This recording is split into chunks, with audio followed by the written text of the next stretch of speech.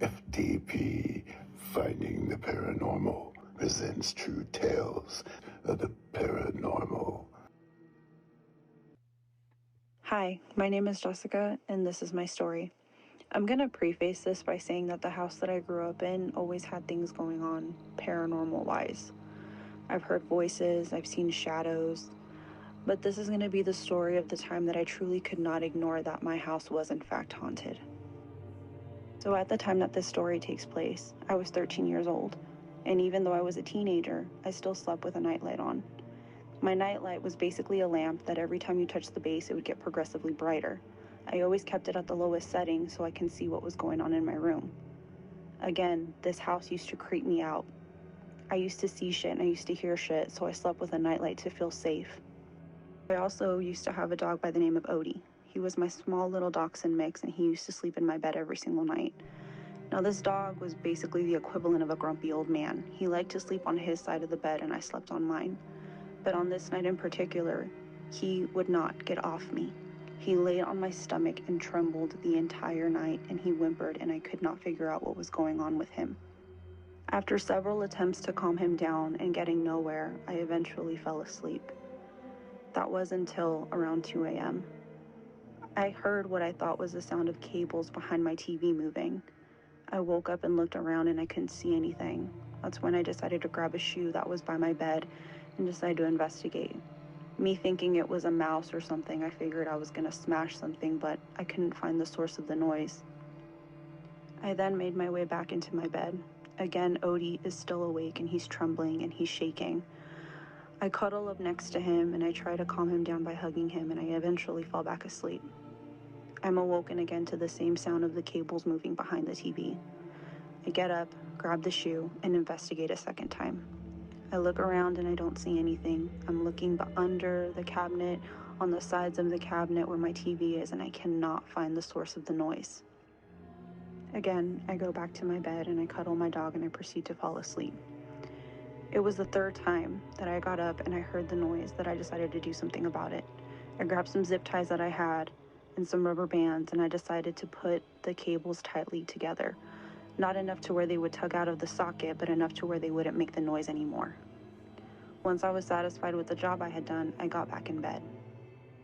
When I got back in bed, however, I felt really uneasy and I felt like there were eyes on me somehow. Odie was still on my stomach, shaking and trembling. I decided to close my eyes and try to fall asleep as best as I could, and then I heard the noise again. By this time, it was already 3 a.m. I was exhausted. My dog wasn't going to sleep and I had school the next morning. It was then that I heard the noise again.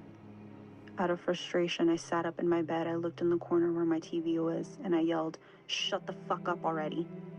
It was then that a rubber ball that was in between a PlayStation remote and a deck of cards flew off of the stand where my TV was at me, and it hit the dresser next to me. Now, this rubber ball was pretty dense, and on top of being dense, it used to make rocket noises every time you bounced it. When it hit the dresser, my dog yelped out loud, pissed himself, pissed all over me, jumped off the bed, and made a run for the door. I obviously followed behind him, and I opened the door and went into my parents' room. I went over to my dad and I tried to wake him up and I tried to explain what had just happened. He looked at me with sheer confusion because he didn't understand what I meant by saying that there was something in my room. But he knew something wasn't right.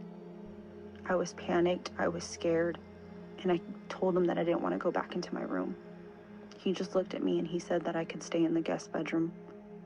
So I did. The next morning, he woke me up to get ready for school. He asked me if I wanted to stay home because I didn't get much sleep the night before, and I told him that no, I didn't want to be alone in the house. He then asked me to tell him what happened. After telling him what happened, I told him I just didn't want to sleep in that room anymore, and he let me move my stuff into the guest bedroom and make that my room instead. When I got home from school that day, I proceeded to move all of my shit out of that room and into my new room. I didn't want to deal with the noises, I didn't want to deal with the shadows, I didn't want to deal with anything anymore. When I finally moved all of my stuff out of that room, it finally felt like a weight had been lifted off of me. I didn't feel so heavy anymore, didn't feel eyes on me. I finally felt at peace. There were still things that went on in that house though. I would hear tapping coming from that back room. I would hear footsteps. I would close the door only to later find it open again.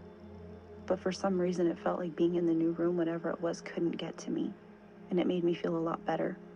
It's also worth mentioning that since we moved into the new room, my dog Odie never went into that back room again.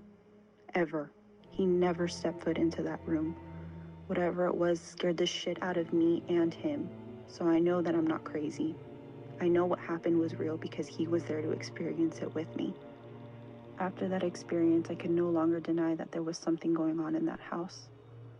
Once it opened my eyes, it actually opened up my ears and my mind to a lot of other things that I would notice going on after that.